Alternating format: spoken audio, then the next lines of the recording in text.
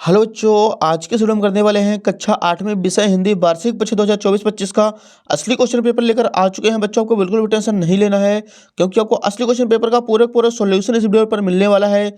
यदि आपने इस क्वेश्चन पेपर का पूरा सॉल्व कर लिया तो 100% गारंटी है कि आपके 60 में 60 नंबर आने वाले हैं। आपका एक भी नंबर कहीं पास से कटने वाला नहीं है। तो चलिए बिना टाइम वेस्ट के हम आपको दिखाने वाले क्वेश्चन नंबर फर्स्ट से। यहाँ पे हमारे सामने सबसे पहले बहुविकल्पी प्रश्न क्रमांक 1 से 5 तक निर्देश दिया गया है।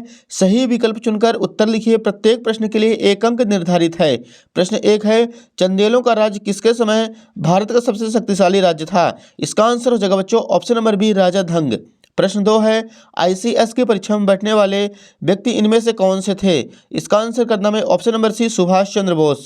प्रश्न 3 देखिए, 64 योगिनी मंदिर कहाँ स्थित है? इसका आंसर हो जाएगा ऑप्शन नंबर सी, भेड़ा घाट में।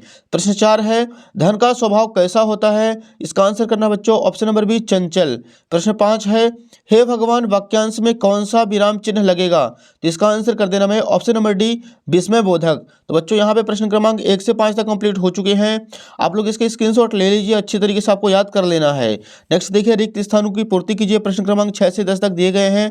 यहाँ पे निर्देश दिया गया है, नीचे दिए गए रिक्त स्थानों की पूर्ति कीजिए। प्रत्येक प्रश्न के लिए एक अंक निर्धारित है। प्रश्न 6वां है, गुप्त वंश का राज्यकाल भारतीय इतिहास में समुद्रगुप्त के नाम से जाना जाता है। तो 6वें का आंसर हो जाएगा समुद्रगुप्त। प्रश्न 7 है, पंछी शब्द का तत्सम रूप पक्षी है। तो 7वें का आंसर हो जाएगा पक्षी। प्रश्न 8 है, भट्ट शब्द का अर्थ योद्धा होता है। तो 8वें का आंसर हो जाएगा योद्धा। प्रश्न 9 है, बिश्नोई समाज की स्थापना 1485 ईस्वी में की गई थी। तो 9वें का आंसर हो जाएगा 1485। 10वां प्रश्न है, ईमानदार का विलोम शब्द बेईमानी होता है। तो 10वें का आंसर हो जाएगा बेईमानी। तो बच्चों यहाँ पे 6 से 10 तक क्वेश्चन कंप्लीट हो चुके हैं। अब फटाफट इसका स्क्रीनशॉट ले लीजिए और आपको अच्छी तरीके से याद कर लेना है। नेक्स्ट देखिए, अति लघु उत्तरीय प्रश्न क्रमांक 11 से 16 तक दिए गए हैं। निर्देश दिया गया यहाँ पे, नीचे दिए गए प्रश्नों को उत्तर एक शब्द वाक्य में लिखिए। प्रत्येक प्रश्न के लिए 2 अंक निर्धारित है। प्रश्न 11 है, चंद्रगुप्त द्वितीय को कौन सी उपाधि मिली थी?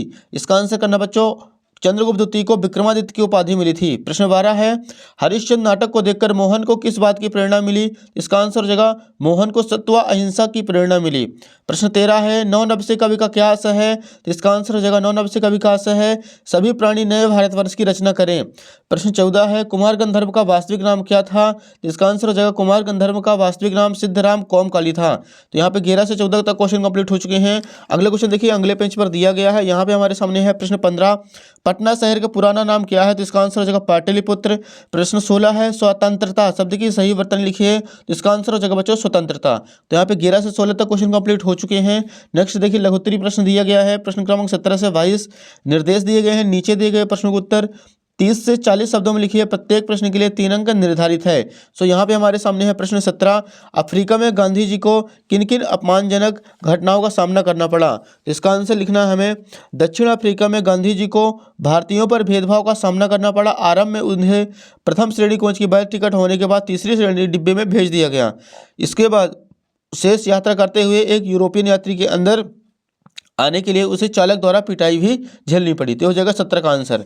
अगला प्रश्न देखिए बच्चों, 18 नंबर है, रैदास की भक्ति किस भाव की है? उदाहरण देकर समझाइए। इसका आंसर करना हमें, रैदास की भक्ति का भाव ईश्वर के प्रति समर्पित होने का रहा है, जहां वे ईश्वर को स्वामी मानते हैं और स्वयं को दास मानकर उनके प्रति पूरी तरह समर्पित होना चाहते हैं, अर्थात उनकी भक्ति दास भाव की है। तो हो जाएगा 18 का आंसर। अगला प्रश्न देखिए बच्चों, प्रश्न 19 है, श्रीधर की कौन सी काव्य पंक्तियां नर्मदा के दूध धारा पर सटीक बैठती हैं? इसका आंसर करना है, श्रीधर की काव्य पंक्तियां जो नर्मदा के दूध धारा पर सटीक बैठती हैं वह है, नर्मदा के जल में दूध या उज्ज्वलता है जैसे देवी का दर्शन हो। तो हो जाएगा 19 का आंसर। अगला प्रश्न देखिए बच्चों, 20 नंबर है, मध्य प्रदेश का वन विभाग प्रतिवर्ष किस क्षेत्र में पुरस्कार देता है? इसका आंसर करना हमें, मध्य प्रदेश का वन विभाग प्रतिवर्ष वन्यजीव संरक्षण और वन विभाग के उत्कृष्ट कार्य के क्षेत्र में पुरस्कार देता है। अगला क्वेश्चन देखिए बच्चों, अगले पे यहाँ पे दिया गया है प्रश्न 21 है, अपने प्रधानाचार्य को स्थानांतरण प्रमाण पत्र हेतु एक प्रार्थना पत्र लिखिए। तो यहाँ पे हमें स्थानांतरण प्रमाण पत्र का प्रार्थना पत्र लिखना है। इसका आंसर आप लोग यहाँ पे देख सकते हैं। सबसे पहले आपको लिख देना है, सेवा में प्रधानाचार्य महोदय उच्चतर माध्यमिक विद्यालय जबलपुर मध्य प्रदेश, विषय के अंतर्गत लिखना है स्थानांतरण प्रमाण पत्र प्रदत्त हेतु प्रार्थना पत्र। मान्यवर सबने निवेदन है कि मैं आपकी पाठशाला कक्षा 8वीं का छात्र हूँ। मेरे पिताजी का स्थानांतरण नहर विभाग में ग्वालियर हो गया है। ऐसी दशा में भविष्य में ग्वालियर के ही किसी विद्यालय में अध्ययन करूंगा। इसके बाद आपको लिखना है, अतः आपसे अनुरोध है कि मुझे स्थानांतरण प्रमाण प्रदान करने की महान कृपा करें।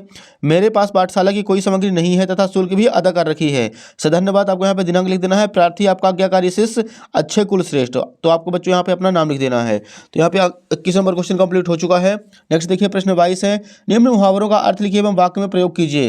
पहला दिया गया है पहाड़ टूट जाना, दूसरा है टस से मस न होना, तीसरा है दांतों चने चबाना। इसका आंसर बच्चों आप लोग यहाँ पे देख सकते हैं। सबसे पहले लिखना है पहाड़ टूट जाना। इसका अर्थ हो जाएगा कोई बहुत बड़ा संकट या कठिनाई आ जाना। प्रयोग कर सकते हैं वाक्य में, जब परिवार में किसी सदस्य की अचानक मृत्यु हो गई तो मानो पहाड़ टूट गया। दूसरा दिया गया है टस से मस न होना। अर्थ हो जाएगा इसका किसी चीज में कोई बदलाव ना होना। उसे कई बार समझाने की कोशिश की लेकिन वह टस से मस नहीं हुआ। ग नंबर है दांतों चने चबाना, बहुत परेशानी या कष्ट झेलना। प्रयोग इसका देखिए, उस परीक्षा में असफल होना उसकी मेहनत और दांतों चने चबाना जैसा था। तो हो जाएगा उत्तर क्रमांक 22। अगला प्रश्न देखिए, दीर्घ उत्तरीय प्रश्न 23 से 26 तक दिए गए हैं। निर्देश दिए गए बच्चों यहाँ पे नीचे दिए गए प्रश्न के उत्तर 70 से 80 शब्दों में लिखिए। प्रत्येक प्रश्न के लिए 5 अंक निर्धारित है। प्रश्न 23 है हमारे सामने, डॉक्टर चंद्रा सामान्य जनों से किस प्रकार भिन्न थी। इसका आंसर करना बच्चों, यहाँ पे सबसे पहले हेडिंग डाल देना उत्तर क्रमांक 23।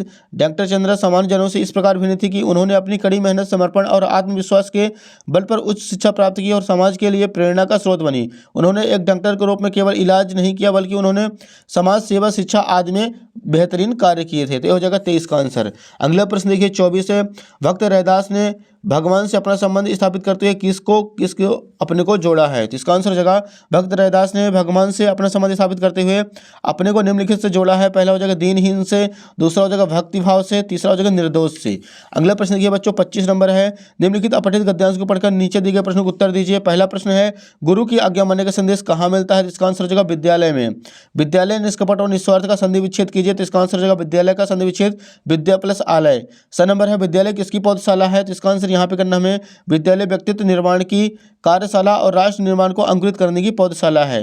लास्ट प्रश्न देखिए 26 नंबर है, किसी देखे हुए मेले का वर्णन करते हुए एक निबंध लिखिए। यहाँ पे हमें किसी मेले का वर्णन करना, तो ये बच्चों आप लोगों से बन जाएगा क्योंकि एकदम आसान है। आप जिस भी मेले में घूमे हैं उसमें क्या क्या चीज़ें आपको दिखाई गई हैं आप उसको यहाँ पे लिख सकते हैं।